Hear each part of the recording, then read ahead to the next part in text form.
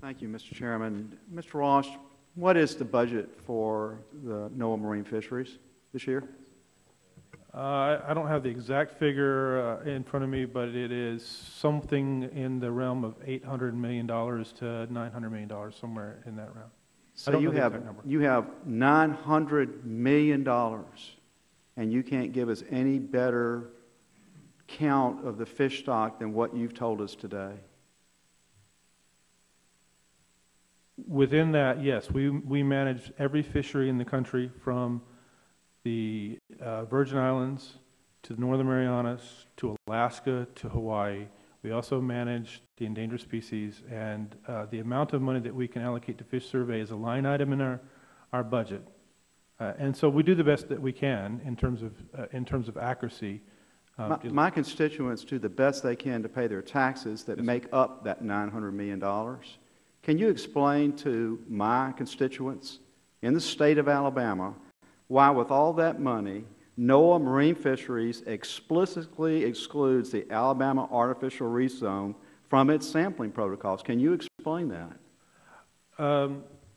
In the last two stock assessments, in the 2013 stock assessment and in the upcoming stock assessment, we are incorporating data that is collected on artificial reefs into those stock assessments. Well, why didn't you do it before? Historically, we haven't been able, we collect data in these areas by trawling along the bottom.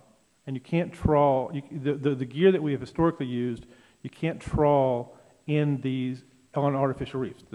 It's bad for the reefs and it's bad for the nets. So we've discovered additional ways, either using long lines or other kinds of sampling mechanisms to actually sample in there. And actually our partners did that. I don't want to take full credit for it. Well, Mr. Blankenship and I went out with Dr. Bob Ship, who you know, on a boat in the Gulf of Mexico, I think it was in May, and he had these high-def cameras mounted on submersible vehicles to look at the actual reefs themselves, to count fish, 1, 2, 3, 4, 5. Right. We actually caught fish on the reefs so they can get how big they are, you know, how old they are, all that sort of thing.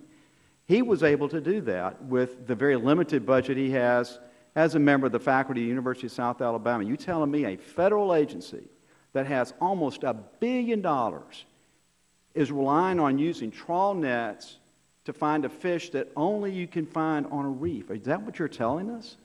You can find that fish in other places. I've been fishing the Gulf of Mexico my whole life.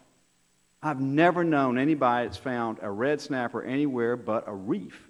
That's where they grow. They are reef fish.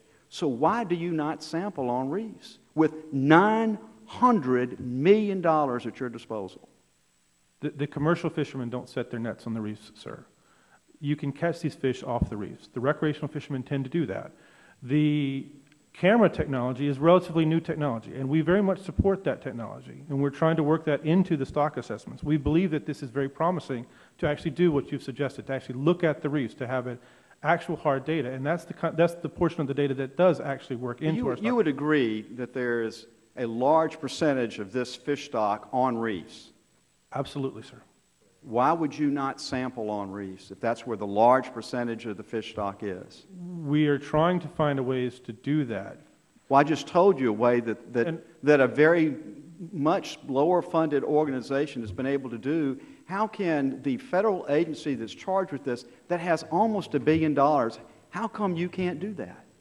We are incorporating that data into our stock assessments. You're incorporating data that somebody else has collected, not using your funds.